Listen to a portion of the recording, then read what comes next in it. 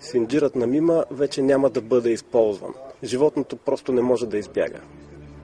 Жестоката инквизиция започва преди месец. Тогава извергът отрязва задния ляв крак на 5-годишната Мима. Кучето продължава да живее и да служи на стопанина си. След седмица садистът реже и другия заден крак. Последната кървава операция е на 9 март, когато са посечени и предните крайници на животното. Той го хванал за врата, вързал го и го правил каквото си иска. Това е буквално касапска работа. Той е за мен убиец. И то даже повече от убийство.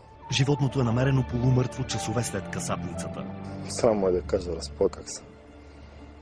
И все още не мога да се обърна, да гледам животното. Няма нормален човек, който да не се разстрои, като го види.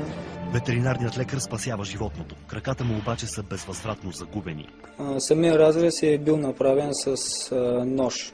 Значи бяха оставени само да висят на кожата. Просто нямаше и как да се възстановят. Самото куче беше в шок.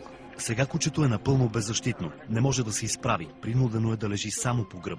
Ако трябва да избирам да бъда умъртвен или да съм в състоянието на това животно, заявявам твърдо, че по-добре да не живея. Според хората садистичната акция е дело на Ахмед, който отдавна има съседски разпри със собственика на Мима. Той обаче отрича.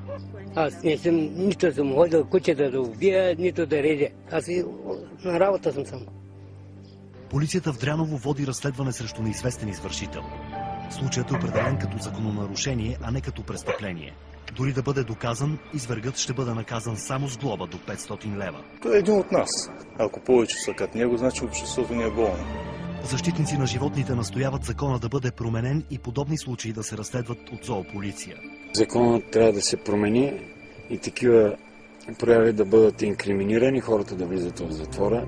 В Дряново започват подписка против жестокото отношение към животните. Тя ще бъде изпратена до премиера и до ресорния еврокомисар.